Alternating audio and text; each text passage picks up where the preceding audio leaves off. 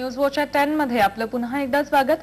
मुंबई उपनगरातील मराठमोळा ठिकाण म्हणून ओळखल्या जाणाऱ्या विले पार्लेमध्ये पार्ले महोत्सवाला रविवारपासून सुरुवात झाली आहे। गणपतीनंतर 14 विद्या आणि 64 कला अवगत असलेल्या नटराजाची पालखीतून पार्ल्यात मिरवणूक काढण्यात आली। पारंपरिक वेशभूषेत हजारो विले पार्लेकर यात सहभागी झाले होते।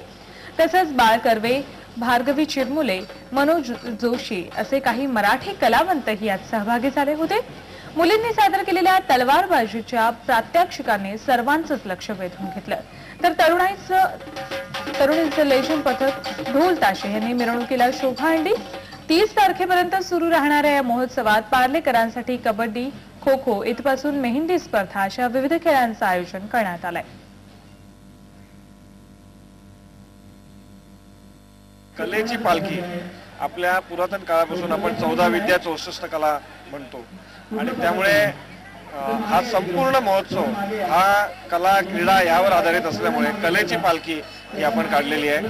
कला, ललित कला, साहित्य आणि सांघिक खेळ, मैदानी खेळ या प्रत्येकाचं आयोजन होतं। म्हणजे नुसतं फक्त धावणं होतं किंवा कुठेतरी बॅडमिंटनची स्पर्धा होत असं नाही, प्रत्येक स्पोर्ट्सची स्पर्धा होते इथे। So that is a creditable and 10 वर्ष काय मला वाटतं अजून शतायू व्हावं हा पार्ले महोत्सव आणि माझ्या खूप खूप शुभेच्छा।